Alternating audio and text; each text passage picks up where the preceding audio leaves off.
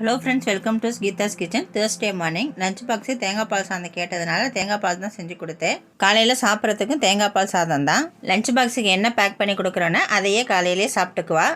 தனியாக டிஃபன்லாம் கேட்க மாட்டா. தேங்காய் பால் சாதத்துக்கு சைட் டிஷ்ஷு உருளைக்கிழங்கு குருமா ரொம்ப நல்லாயிருக்கும். தேங்காய் பால் சாதத்துக்கு அதையே தோசைக்கு இட்லிக்கும் தொட்டுக்கலாம்.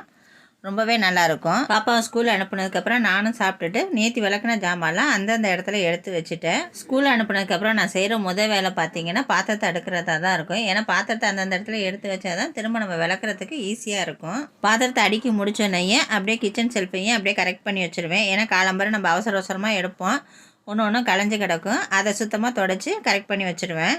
கடையிலேருந்து பூ வாங்கிட்டு வந்திருந்தாங்க. பூ கொஞ்சம் ஈரமாக இருந்ததுனால அது ஒரு நியூஸ் பேப்பரில் கொட்டி ஈரம் போகட்டும்னு ஃபேன் காற்றுல காய வச்சுட்டேன். ஈரத்தோடு டப்பாவில் வைக்காமல் ஈரம் போனோன்னு டப்பாவில் வச்சா ரொம்ப நாளைக்கு கெட்டு போகாமல் அப்படியே இருக்கும். இதுலேயே பழைய பூவை கலந்து கொடுத்துட்டாங்க. அதனால் டப்பாவில் போடும்போதே புது பூ தனியாகவும் பழைய பூ தனியாகவும் 2 பாக்ஸில் பிரித்து போட்டுக்கிட்டேன். ஃபஸ்ட்டு பழைய பூவை பயன்படுத்திக்கலாம்னு சொல்லிட்டு உதிரி பூவாகவும் நிறையா பூ இருந்துச்சு, அதையும் தனி பாக்ஸில் போட்டு வச்சுட்டேன். நைட் சாப்பாட்டுக்கு ராகி சேமியா இருந்துச்சு. ராகி சேமியாவில் உப்புமா செஞ்சு கொடுத்தா சாப்பிட மாட்டாங்க.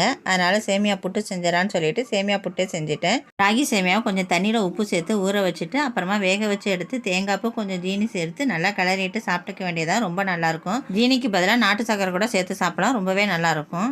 இந்த வீடியோ பார்த்துட்டு கீதாஸ் கிச்சன் சேனலை சப்ஸ்கிரைப் பண்ணி சப்போர்ட் பண்ணுங்கள்.